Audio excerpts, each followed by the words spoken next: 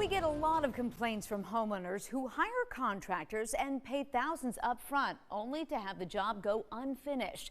I'm 7 News consumer anchor Diane Lee, and I talked to an Upstate couple with a warning about why it's so important to thoroughly vet anyone you hire.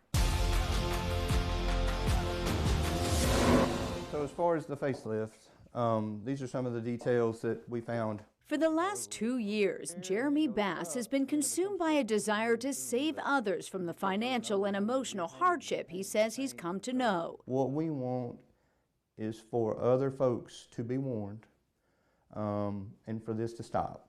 In 2022, Bass signed a contract with 180 Handyman Solutions in Pickens County to do a 3-part renovation to their home. He and his wife Ginger say they felt comfortable paying thousands up front to owner Timothy Porter because he talked about being a minister at a church nearby. He presented himself as a man of faith and just instantly had a great rapport with him. So the Basses paid Porter $13,500 as a down payment. But months before any work began, Ginger lost her job, and they had to scale back the $32,500 kitchen renovation. So this wall was supposed to go away. Bass showed 7 News the interior wall still standing, though the contract that included its removal was never altered. He says they took it on faith when Porter agreed to a much smaller job for the original down payment. Do you wish you had had it in writing, the changes that were made to pare back? To sitting here today?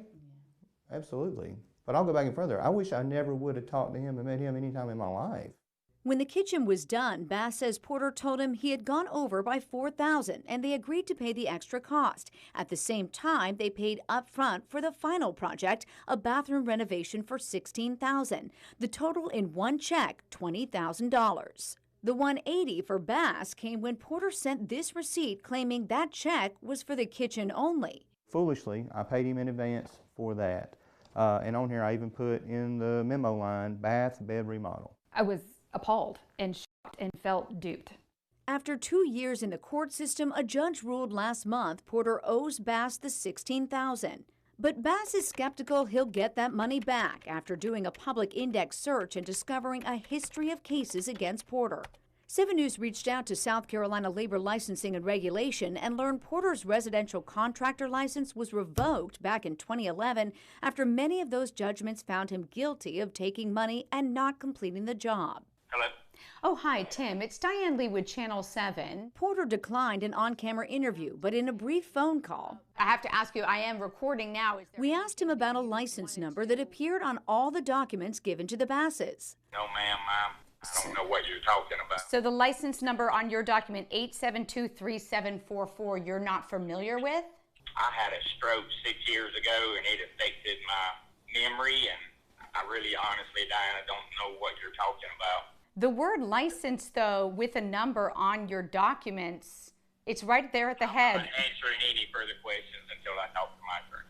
His attorney did not respond to our questions about the license, but said the Basses won by default because his client had failed to respond before hiring him. He called the case a, quote, misunderstanding between the parties as to what the terms of the agreement were, and stressed that the judge did not award further damages.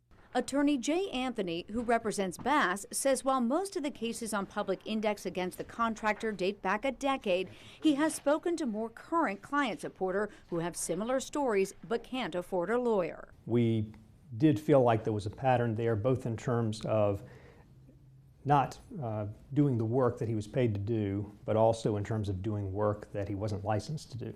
Another pattern is how Porter has changed company names over time. Public Index links him to 3 before 180 Handyman. And now 7 News has learned his latest company, Fieldstone Solutions, which retrofits sheds into tiny homes, has run into its own issues. An attorney with Kentucky-based Stormore told 7 News it terminated Fieldstone as a dealer last year because, quote, we received customer complaints that Fieldstone Solutions was taking deposits to convert our sheds into a tiny home and then failing to promptly perform that work. What do you want to drink? The Basses urge you to do your homework before hiring any contractor. Verify their license with LLR. Check to see they're bonded and insured. Keep an updated contract. And in the least, read Google reviews. I don't want anybody else to go through this. Now, Pickens County Building and Code confirmed that Timothy Porter does not have the license needed from the state to do the tiny home work. And the pattern continues. A client of that business told me today that they lost their life savings on a tiny home they paid for last summer that has never arrived.